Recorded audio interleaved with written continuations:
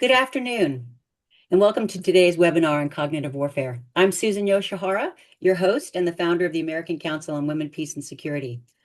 We're a nonprofit, philanthropically funded by people like you, and we're focused on international peace and security. Please check out our website, wpscouncil.org. I met today's speaker, Noga Halevi, at one of those book talks at the Fletcher School of Law and Diplomacy in Boston, at the invitation of Dr. Richard Schultz, a man who helped forge U.S. security cooperation studies by creating those same programs in civilian universities that we study at war colleges. We dedicate this event to Dick, who died suddenly a few weeks ago, leaving a gaping hole in our hearts and in the security studies community. Now, Noga was his TA and protege, and I think she'll agree he is sorely, sorely missed. Noga, welcome. Thank you.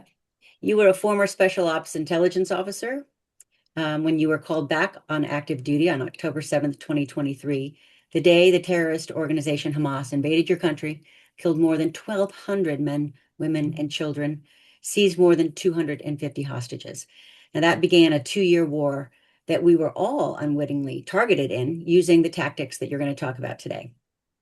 Your talk draws from that extraordinary experience. And given that other countries could be subjected to this tactic, it seems that there's no better time to probe deeper and use this case as a way to prepare for the next war. Now, for our audience, in addition to her military service, Noga was head of an information operations for a defense consulting firm, a parliamentary aide, a spokesperson, a foreign news producer at a major channel, and a deputy policy advisor to Israel's mission at the UN. Noga, welcome. We are really looking forward to your talk today. Thank you, Susan, and thank you all for joining us today.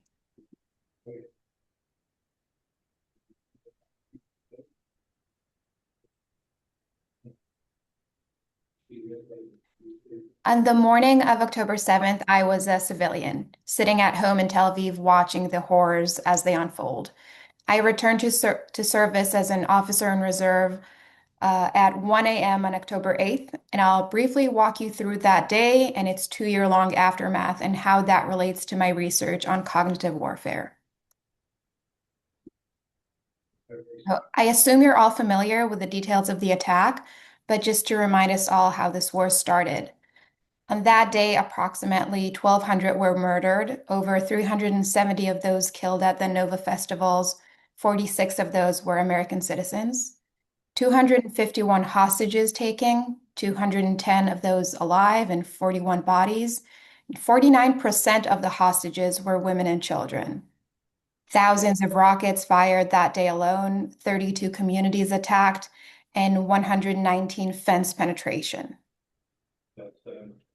Within less than a day, Israel registered 2,982 missing persons, civilians and soldiers whose status was unknown. The scale of chaos was unprecedented, and to respond, the state established the Hostage and Missing Persons Command, a centralized interagency body that I had the privilege to serve in as an officer in reserve for almost a year. The command was responsible to locate and provide life status of the missing persons. Once that was established, it had 3 core missions. The first, to protect the hostages, to ensure that decisions taken by the political and military leadership did not endanger their lives. The second was to enable rescue operations, provide accurate real-time assessments. Some were successful, some had tragic consequences. And the third, of course, was to support the negotiations. A major challenge was to build the ever-changing intelligence picture. For every individual, we needed to know, are they alive or deceased? Where might they be held inside Gaza or underneath it for the majority of times? And what evidence exists to confirm their status? One of the most valuable sources of intelligence came from videos, footage Hamas released on Telegram or social media, GoPro recordings taken from the attackers, cell phone videos from victims and from first responders, and of course, material recovered by IDF on the ground. Every frame contained clues, faces, locations, injuries, movements, video analysis became a central intelligence tool. And as I mentioned, I served as a head of a department, one that was closely related to areas of cognitive warfare until August of 2024, when I moved to Boston to pursue graduate studies at the Fletcher School. I don't think I would exaggerate if I say that this became one of my life's mission. And after identifying significant knowledge gaps, I decided to examine the area of cognitive warfare from an academic perspective, and I'm happy to share my research with you all. But what is cognitive warfare? It is the coordinated use of violence, imagery, and narrative amplified through media and social networks to shape emotions, perception, and decisions of multiple audiences in pursuit of political and strategic goals. It aims to alter how people perceive reality, process information, and make decisions. It uses psychological, informational, emotional, and symbolic tools. And unlike propaganda, it's not only about persuasion, it's about disrupting cognition, fear, trauma, identity, memory, and meaning. And building off of my professional experience, my research at Fletcher began during Professor Schultz, that Susan mentioned earlier's intelligence class, then developed further. I started with a research question. How do terrorist organizations employ tools of cognitive warfare to achieve their goals? And Hamas and hostage taking as a case study. This question structured the entire research. Cognitive warfare is usually discussed in the context of state actors. You're probably thinking of Russia or China or even Iran and Qatar. But I wanted to know how terrorists adopt those frameworks and what vulnerabilities does this create to democratic societies like Israel. This is something I'm both personally and professionally very invested in.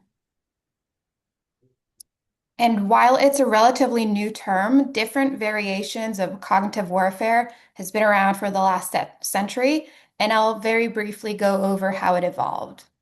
So it started in early mid 20th century, the propaganda era, really the earliest form of mass persuasion. World War propaganda ministers, controlled media, psychological messaging laid the foundations. The focus was on shaping public opinion during war or national crises.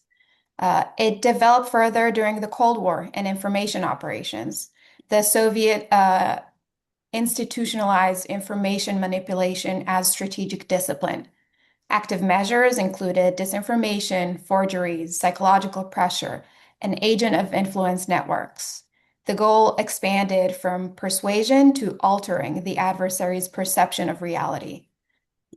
Then, influence operations. With globalization and the internet, Russia refined these tools and China began to develop its own informational ecosystem. Russia weaponized social media starting in 2014, focusing on divisive messaging and identity manipulation. I'm sure you can all think of examples of that.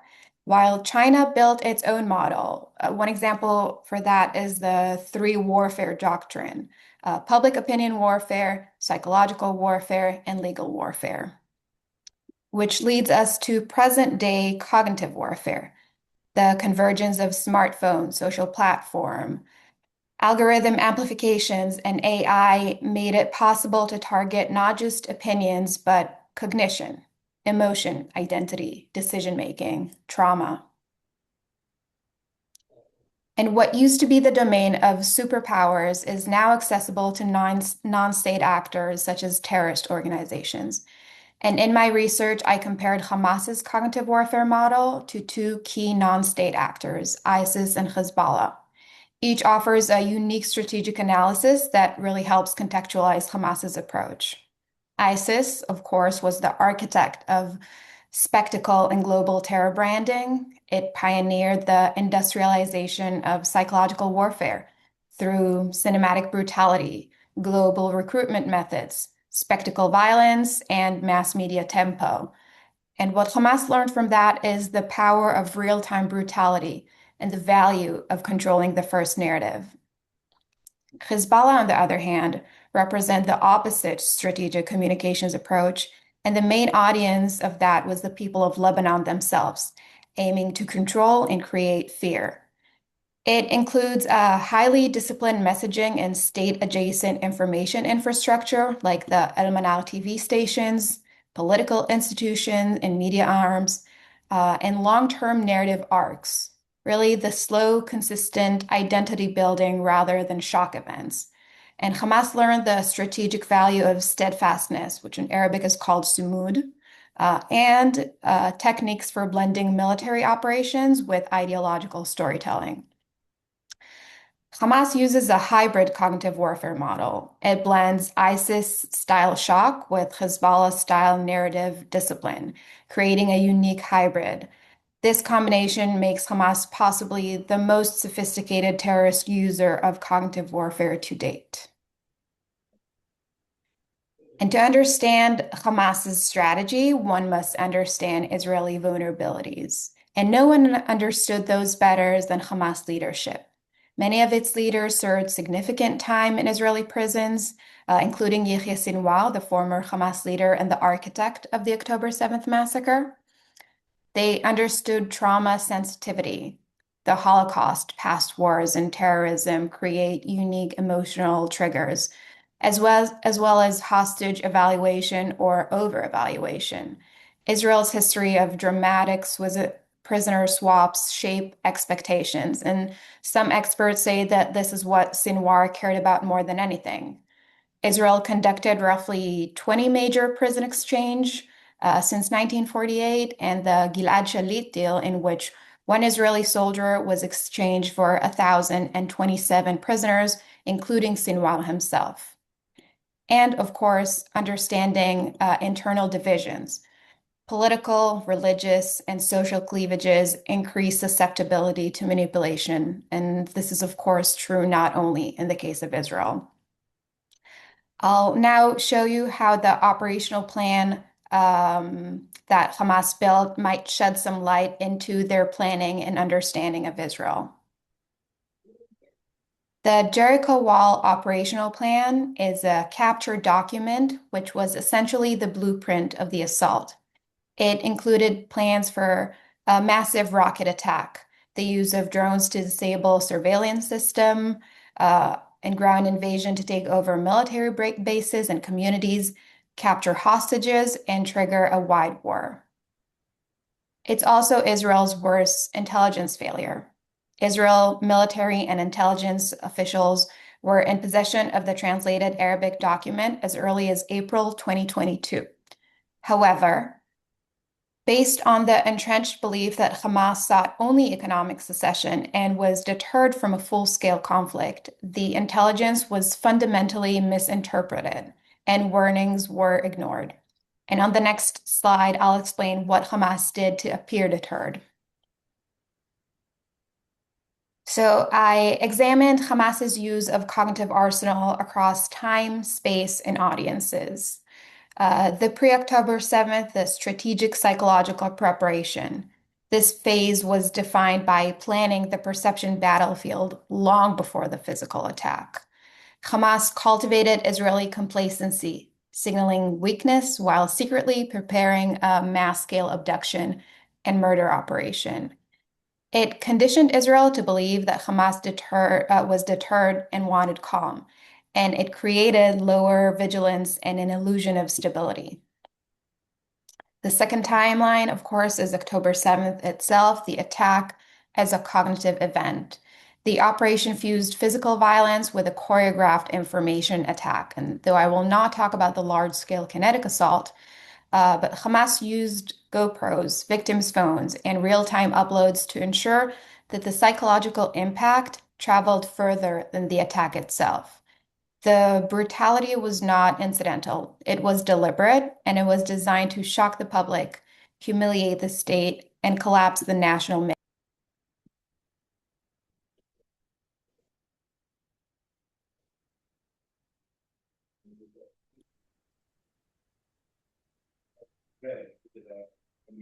The hostage warfare and narrative control during the war. After the attack, Hamas shifted into a prolonged cognitive campaign built around the hostages. Through videos, stage releases, and selective communication, Hamas weaponized the hostages in multiple directions, which we'll discuss shortly. This phase is intentionally slow, emotional, and destabilizing, designed to fracture Israeli society and prolong psychological exhaustion. The cognitive goal is to maintain leverage and control the narrative long after the initial attack. Here are some of the captured materials, some from Nukhba terrorist vests that were captured, some were later captured in the tunnels. On the right, you can see a dictionary with phrases in Arabic translated into Hebrew in dialect. It says, you're a hostage. Where is the head of the kibbutz? We will kill the hostages. Take off your clothes. Women this way, children this way. And on the left side, you can see a manual on how to record and live stream that was captured. This is a handwritten note of Hamas leaders as part of the Jericho wall. It says, explosive images. Images must be released, which will trigger a surge of euphoria, frenzy, and momentum among our people, especially among the residents of the West Bank, Jerusalem, and the entire Islamic nation. This is meant to spur them to respond to the calls to rise up and revolt, while simultaneously sowing fear and terror among the enemy. Another captured document says, it must be emphasized to the unit commander that these things are to be carried out deliberately. That is, to document and broadcast the images quickly as possible. Stepping on heads of soldiers, point-blank shooting, slaughtering people with knives, blowing up tanks, prisoners kneeling with their hands on their heads, and the like. My research shows that Hamas's cognitive warfare strategy was built around 5 circles of influence. Each circle was targeted with different emotional triggers, media products, and expected behavioral outcomes. I say this again, this wasn't random. It was a deliberate architecture of psychological impact. And now let's walk through the 5 circles and the analysis. The core circle, the hostages themselves. Hostage testimonies revealed that Hamas carried out a continuous psychological conditioning inside captivity. For example, hostages were given selective disinformation. They were told that Israel collapsed, that they had no home to go back to, that no one is coming for them.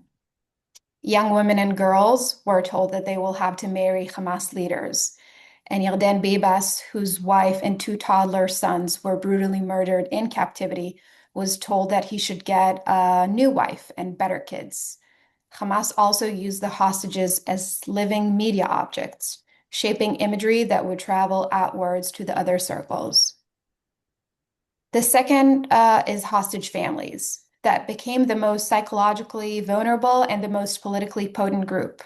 The families became a force multiplier in Hamas's cognitive strategy.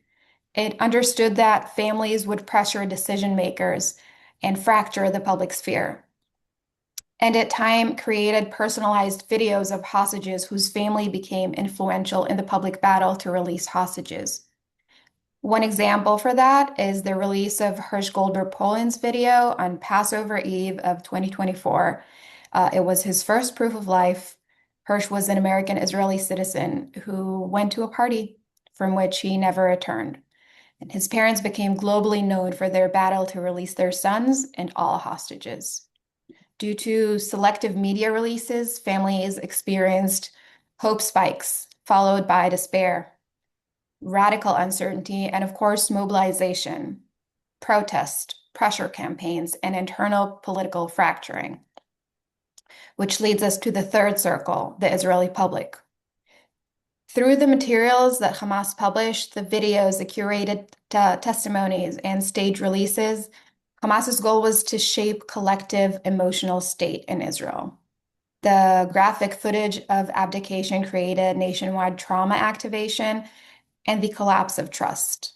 Hostage videos, which were scripted by Hamas, appealed directly to Israeli leaders, created collective shame and sense of urgency. and of course, increased polarization. The fourth circle, decision makers. Hamas's content was designed to force political leaders into reactive decision making. Hostage videos constantly framed messages in terms of government failures, hostages saying, "Why haven't you saved us?"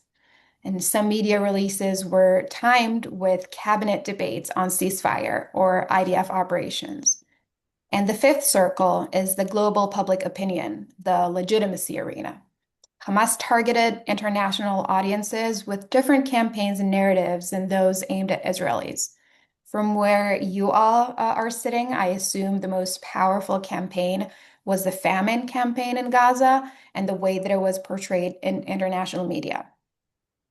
And the stage releases of hostage videos portrayed Hamas as Jennifer Mark. as humane and disciplined, kind of like see, we treat hostages well, forcing hostages to publicly thank their captors, sometimes even hug and kiss them. It was designed to blur moral lines, and this was a deliberate strategy of image laundering and narrative reframing meant to undermine international support for Israel.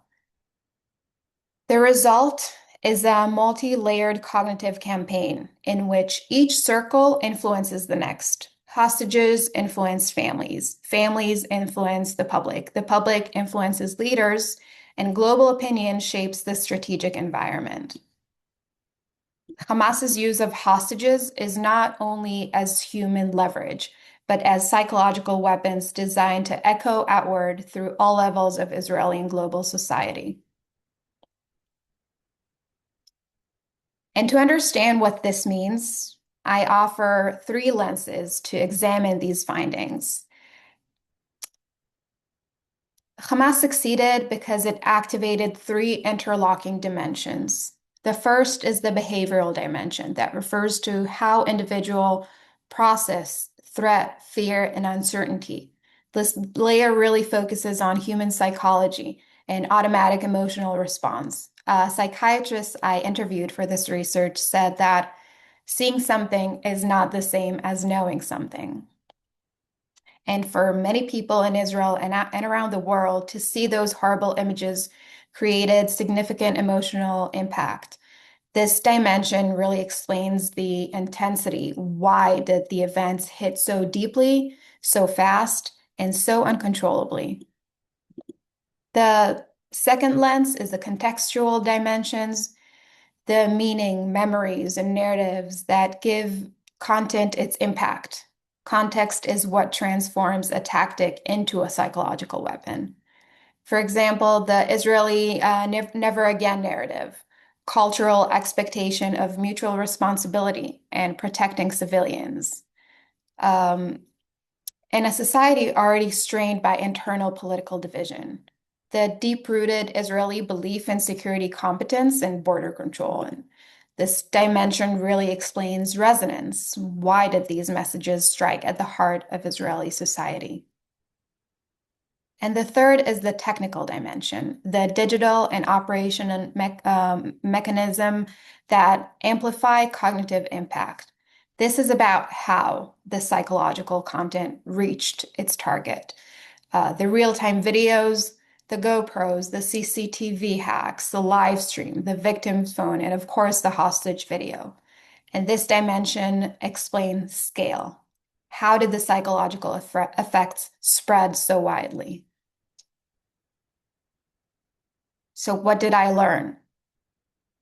Cognitive warfare is no longer the domain of state actors. Hamas demonstrated the ability to orchestrate a multi-phase psychological campaign. The hostage strategy is not collateral, it is central. And the way they utilized not only as bargaining chips, but as instruments to achieve cognitive manipulation. Israel, despite extraordinary military power, remains cognitively vulnerable due to misconception, trauma, narrative identity, and internal fractures. The implications, whether we're exploring them from a point of view of policymaking, military strategy, or academic scholarships are that Israel and its allies must integrate cognitive defense into security strategy. This means the establishment of early warning system for cognitive threats, protecting vulnerable communities from manipulations, aligning media, tech companies, and the government, and rebuilding societal resilience, as well as creating counter strategies. This wouldn't be a good research if it didn't lead to further research. AI generated media will dramatically change influence operation. There's still little research into how the Shiite axis and other groups coordinate cognitive campaign. The field is evolving rapidly. This research is a foundation for future work, and my personal interest is examining the relationship between the two actors or between different actors in this domain. Thank you all for listening. I'm happy to take any questions you might have. Wow, Noga, thank you for that. The way that you took something that must have been a supercharged 2-year posting and tried to make sense of it in your academic analysis. So making it incredibly helpful for all of us. I was stuck. Please, for the audience, would you put your questions in the chat, and we will get to each of them. And I'll take the opportunity to ask the first question. I was struck that the family, which research shows is what makes us resilient as a community, was actually the thing that made Israeli society very vulnerable, right? Because they exploited the love, the relationships, the emotions. And I don't know if you had thought that through, but in particular, I have read you found that Hamas had guidelines for categorizing captives for that the utility of that impact, and specifically prioritizing the elderly, women, and children. I'd like to hear about that, but also I'd like to ask whether you see women as an effective response as well. I mean, and did Israel use and employ women effectively, and what maybe they could be employed more effectively in the future? What do you think? So to answer the first part of your question or your remark on family and really societal resilience, I think that in this lens, it created a double-edged sword. I think it both enabled the support, and there are a lot of hostage testimonies saying that they sporadically came across media while they were in captivity, and they saw the protests, and some of them saw their families fighting for them, or complete strangers holding pictures of themselves, and they said that they were incredibly empowered by it. So I think that the fact that family values and community values are so important in Judaism and in Israel is what made us so vulnerable, but also what made such a great impact. Mm. And when it comes to women and children, but mostly women, as I mentioned, 49% of the hostages were women and children. So this was, of course, deliberate, but what Hamas didn't factor in was that they will lose the global legitimacy when taking women and children as hostages, which is one of the main reasons that the first deal, which was relatively soon after the attack, it started 50 days after October 7th, released mainly women and children because Hamas realized that they couldn't keep as many, dozens of women and children, and at the same time to say that this was an act of resistance, that it Mm. was an assault against an occupier. So that was something that they definitely didn't accounted for was the Western world's opinion on the assault and the mass kidnapping. Okay. So that explains another question that we had, which is why we saw so few women at the end at the very last exchange. Does that explain that? It Because they were does. released Uh, earlier. so most of the women and children, or I should say women that are mothers and their children, Mm, were released on the first deal. There remained 11 live women mm, after the first deal. Five of them were soldiers. They were the post scouts that were mm, taking. And the other six were civilians that were not mothers. So Hamas had an easier time um, categorizing them as soldiers because they didn't have children with them. interesting. Interesting. And they returned, some of them returned on the second deal in January and February of 2025, and some of them were murdered in captivity. Mm, mm. Okay, we have two more questions. That I can see right now. Abby Jollis has a question, but first of all, if you entered with the link that we sent you just before we started, your name comes up as Kathy's name. You can feel free to change your name, and if you can't, please just put your name in your question so I can read it out. All right, Abby Jollis, can you help with the evidence you found that the videos, etc., of the starving Gazan children was false? This will help us. I assume that this question will probably appear. My research did not focus on the famine campaign, nor other campaigns conducted by either Hamas or any of the proxies working with them throughout the war. I focused solely on hostage-related content. Of course, I came across different um, media posts or different PR messages of Hamas regarding the famine. I haven't academically researched this, but I can say with certainty that some of the media that was posted by Hamas was a gross exaggeration of the of what was going on in the field. I will not say that there was no starvation at any given moment, but there definitely was an abuse of the term earlier on than it occurred. And it also, I think, is worth mentioning that for the majority of the 2 years, when Israel brought humanitarian supplies and brought trucks with food, Hamas was the one receiving them. So I can, with, you know, I can say that Hamas leaders and operators were never hungry.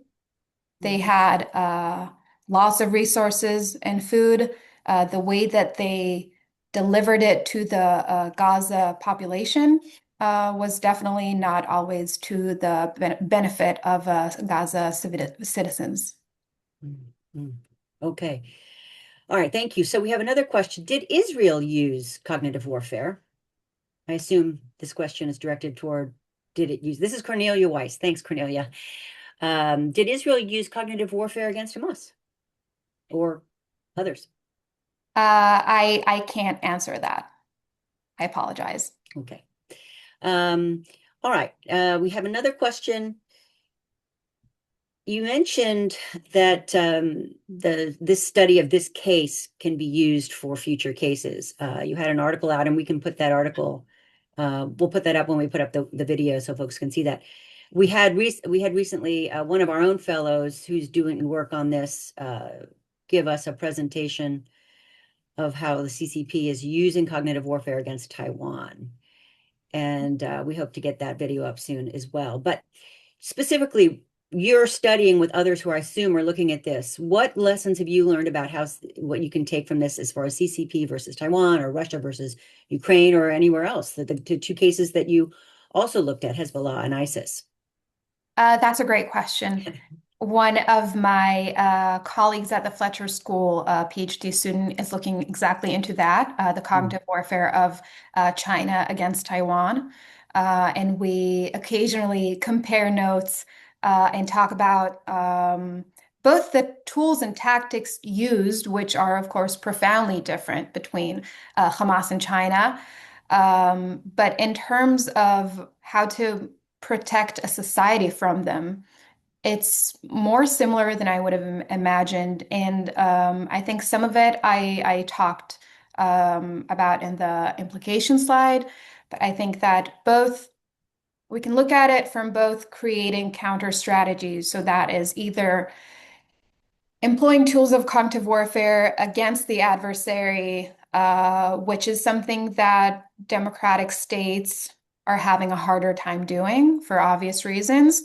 But building societal resilience and counter cognitive warfare strategies is something that I think most democratic states, Israel and the US, are good examples for how behind we are compared to our adversaries. I think that NATO has some good strategies in place.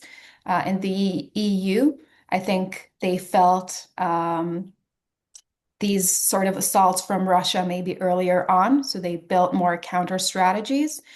But it's similar to the way that 15, 20 years ago, the national security ecosystem started looking at counter cybersecurity strategies. It's something that usually happens once you suffer from the consequences of your adversary's actions. So this kind of relates to another question that we had, which was, what about the United States? When you were talking about political polarization being a contributor, we often hear that we are politically polarized, perhaps not as much as other countries, but you live here now, you're familiar with our culture. What do you think? Are we vulnerable to the same extent? Is it different because of our size? What would you recommend to policymakers, or are you recommending now to US policymakers? I will not presume to recommend anything How to about my to us, your audience? You can recommend to us. um, to my audience or to whomever I talk to personally, and I think this is probably more relevant to younger generations that receive most of their information through social media and not through mainstream journalism media, is to be a critical thinker, not to believe everything that you read automatically, to question the origin of the information that you're receiving, to compare it. And when it comes to that is just, how we inform ourselves and how we shape our own opinions. Um, and when it comes to societal resilience and division, I'm not an expert on American society. I've lived here before several times, and from and kind of an outsider's perspective, I can definitely see the changes throughout the last 20 years, give or take, in society. But I'm really not an expert in U.S.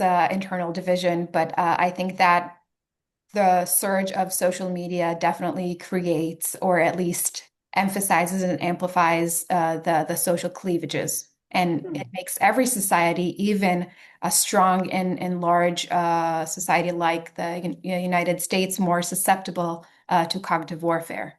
Hmm. Okay. Um, so on the other end of the spectrum, the use of lethal force, um, how did Israel's response, which was a traditional response, I guess, that any country could use, but swift, overwhelming force, how did that play out? I mean, was that something anticipated by Hamas? Did it play into the strategy? Did it come with surprises? How did that play out?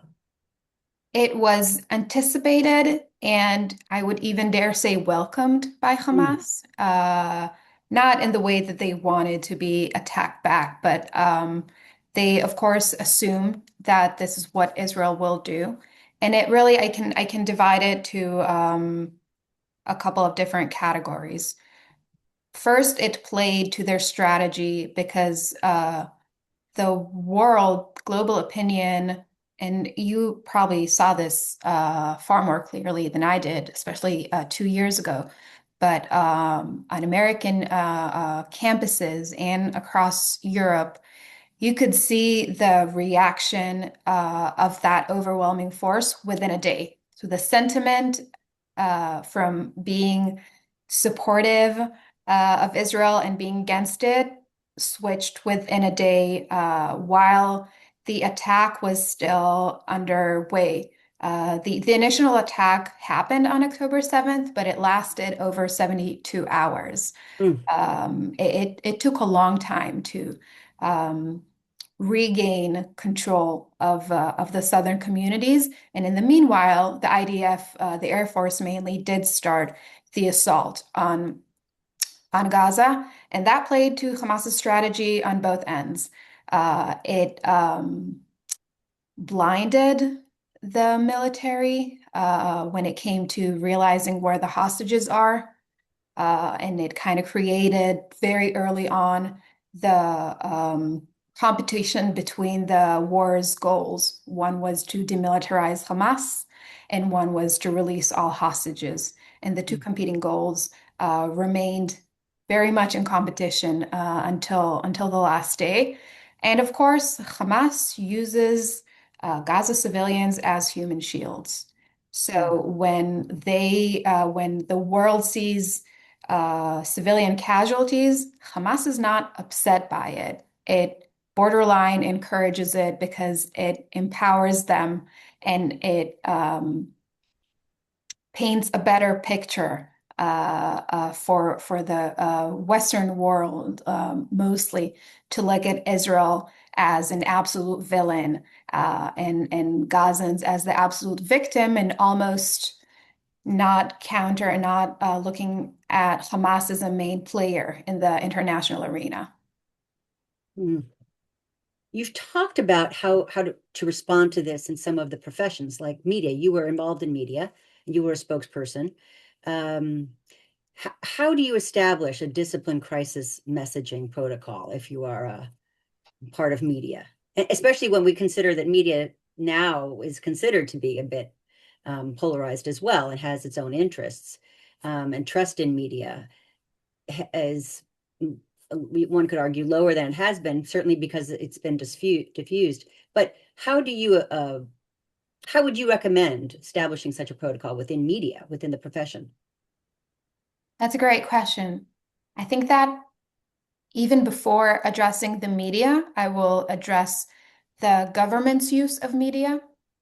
I think that the way, and this is again, I'm a civilian. I'm not a spokesperson of anyone. I do not represent the military or the government or anyone else. But I believe that ministers or members of parliament that spoke for either Israeli or international media should have had much more discipline and restraint. And I think that, like we see from politicians in the US and around the world, um, they often talk to their base without realizing that the whole world is hearing and what Hmm. might be a compelling message to strengthen their electorate and their base, and to maybe even steer away from the fact that this horrible attack happened on their watch. They're using rhetorics that I'll say this lightly, are not encouraged in the global media. I think that then Defense Minister Yoav Gallant, really less than a week after October 7th, said in Israeli media that not one grain of rice will enter Gaza as long as it's up to him, or something like that, Hmm. which a lot of the when it comes to the famine campaign was amplified and used as kind of justifying what Israel did without factoring the fact that it was rhetorics 3 days after the attack.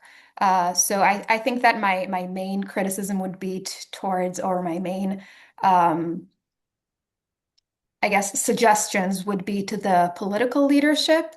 Mm. And the media, as always, has the role of criticizing both the government and the military and not taking for granted what is being said to them and questioning it and finding the facts and showing them to the public. And I think that to an extent, the Israeli media did a fairly good job in doing that, but it can always do a better job. Yeah, you mentioned somewhere in the middle of your talk that this was an intelligence failure. What can you tell us about how that, you want to tell us more how that happened? I mean, I think folks drew their own conclusions, but you were an insider there. How did that happen and what's being done? Sure. So I wasn't an insider back then. I was a civilian on that day, surprised as everyone else. Mm. But as the 2 years went by and a lot of internal investigations within the intelligence community was conducted, really trying to understand why the document that was in possession of Israeli intelligence services was looked over and it wasn't taken seriously. And I think that a lot of that is really misconception, uh, political and military understanding of Hamas, a strategy of how to approach Hamas that started from a leadership directorate and trickled down into the intelligence and defense community. But the truth is, there hasn't been an official state inquiry yet into what happened and what the failure was. And until there is one, I don't think we'll be able to have all the answers.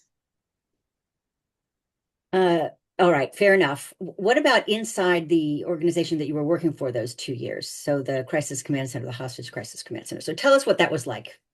You were called up, you're there the first day, um, and there were some decisions made about some of these exchanges, and you've criticized some of these exchanges as being steeply asymmetric and therefore really exploiting, emotions just as Hamas intended. But put us inside the room. What was your challenge there? Where to begin? Um, um, Serving at the hostage command probably was definitely the most challenging experience I've ever had, the toughest one, and also the biggest privilege I've ever had because I really don't think that there was a more important goal than to bring back the hostages home. And I was very glad to be able to be a part of the team that worked on doing that. Um, I wasn't even called to reserve. I think I texted someone asking them, "What can I do? Can I help?" And he just texted saying, "Come." And I was there that night for almost a year. Left my job, left my home. My husband was also in reserve throughout the entire year, we really dedicated our lives for the goal. And it was, I'll be very honest, at times frustrating, both internally. I assume most of our audience is familiar with different branches of either policy or military. So imagine a joint command being established from scratch, and all agencies are involved. So this is military intelligence and military operations, and Shin Bet and Mossad and government officials, and everyone has to play along, which to begin with is never easy. But then you have to work and cooperate to achieve this higher goal, Mm. and to work with mediators, to work with Egypt and Qatar, and then the US in different capacities, officially and unofficially, and other mediators and actors that wanted to contribute, and to have your own opinion on what the negotiation and the deal should look like. and to have to mitigate that to the political leadership in Israel, as well as to the mediators, as well as through them to the adversary. This was the most indirect negotiations I can probably think of. And we were not all the time successful. I think that our mission was to carry the torch of the hostages, and it wasn't always um, or it didn't always appear to be the most important goal to all the other actors in the defense and governmental ecosystem. Mm, mm. It must have been extraordinary. How many, since we're the American Council on Women, Peace, and Security, tell us how many women did you serve with? How many women were called up and volunteered, and um, kind of give us a picture of that.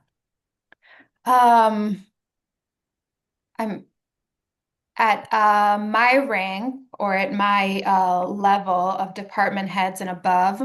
I think that department heads at the Hostage Crisis Command, we were probably 80% women, because especially when it comes to the intelligence roles. Hmm. The operational side, there were more men, more men, at least in the IDF serves in operational positions. Um, at the very head of the negotiations team and command, there were only men at the general level, and between us and them, I would say about 50-50. And did the actual decision making about who to negotiate for and when, how were those made? How did those decisions get made? Were they reactive or proactive on specific people that you were seeking to You mean on which host hostages? hostages? Yes. Sure.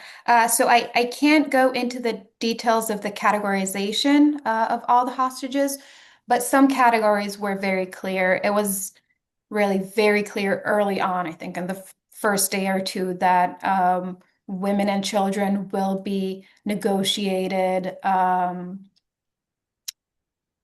Even if there will not be a foundation for a holistic deal to negotiate the rest of the hostages. So it was very clear early on that we will start with one deal that is partial, as opposed to the later deals that might have been partial, uh, ended up being partial, but the strategy of it was of an holistic deal to release all hostages. So Mm, once we were able to negotiate and release most of the women and children, we then transitioned to look at the other hostages. So there definitely was a differentiation between women and children. And I would also say elderly, because there was a large portion of hostages that were above 75 years old, men and women. And the hmm. women, the older women were released on the first deal. Most of them, I think all of the older women were released on the first deal, but the older men were not. And most of them were murdered in captivity and never returned home. But we did have different factors. Uh, People that were severely wounded during their captivity, or people that suffered from various diseases Mm, that we could categorize as more humanitarian. We tried to negotiate separately, but again, women and children were the only category that we were able to release pretty early on. mm.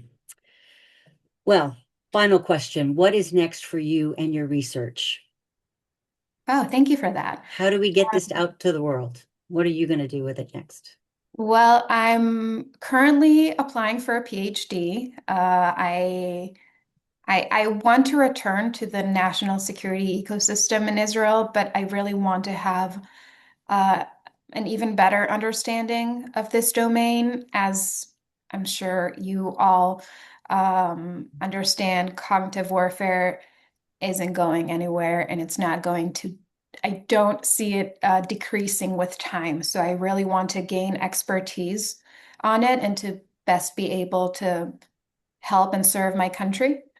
So I'm hoping to continue my studies academically. And I really hope I'll be able to both publish this. I would like it to be on the more policy or applied policy side of things and less academic for it to be really approachable for Yeah, people. So I'm very happy that you all joined us. Excuse me, and I'll be more than happy to share this analysis and other at any place, anywhere, anytime. that's terrific. We will make sure that we get it up on our website, and we get this information out to not only those who attended, but to our audiences who visit us online. You once said that hostages aren't just prisoners, but they're captives of the global imagination, and that this terrain is not just the battlefield, but the mind. Really compelling. And that we must now confront this reality, not with panic, but with discipline and clarity. And that's what you brought us today, Noga, clarity. So thank you. Um, and Thank thank you all for joining us today. We're going to put this video up on our website, wpscouncil.org, in the next 24 hours. Check out our website for future events, including our national book tour. We depend on people like you to make this work a going concern. Please all have a very peaceful holiday and a prosperous new year. God bless.